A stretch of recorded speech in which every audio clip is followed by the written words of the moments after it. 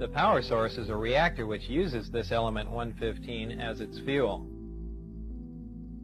Inside the reactor, element 115 is bombarded with a proton, which plugs into the nucleus of the 115 atom and becomes element 116, which immediately decays and releases or radiates small amounts of antimatter.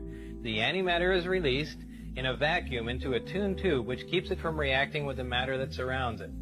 It is then directed towards a gaseous matter target at the end of the tube. The matter and antimatter collide and annihilate, totally converting to energy. The heat from this reaction is converted into electrical energy in a near 100% efficient thermoelectric generator. This is a device that converts heat directly into electrical energy. This particular disc appeared to be in excellent condition, and because of its sleek appearance, I nicknamed it the Sport Model. The Sport Model is about 16 feet tall and 40 feet diameter. The exterior skin of the disc is metal, which is the color of unpolished stainless steel. The Sport Model sits on its belly when it's not energized.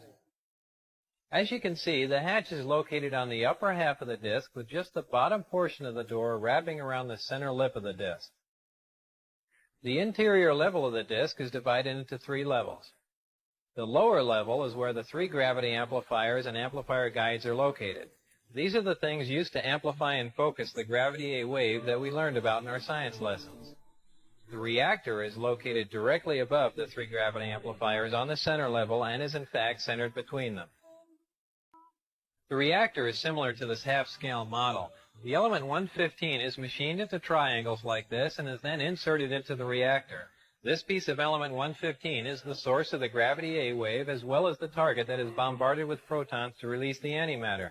The center level of this disc also houses the control consoles and seats, both of which were too small and too low to the floor to be functional for adult human beings. The walls of the center level are all divided into archways. At one point in time, when the disc was energized, one of the archways became transparent and you could see the area outside of it just as if the archway was a window. After the panel had been transparent for a while, a form of writing, which was unlike any alphabetic, scientific, or mathematical symbols I've ever seen, began to appear on the transparent archway.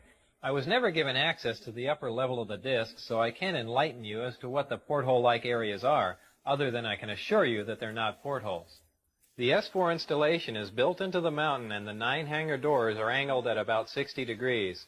These doors are covered with a sand-textured coating to blend in with the side of the mountain and the desert floor. My ID badge had a white background with 1 light blue and 1 dark blue diagonal stripe in the upper left-hand corner.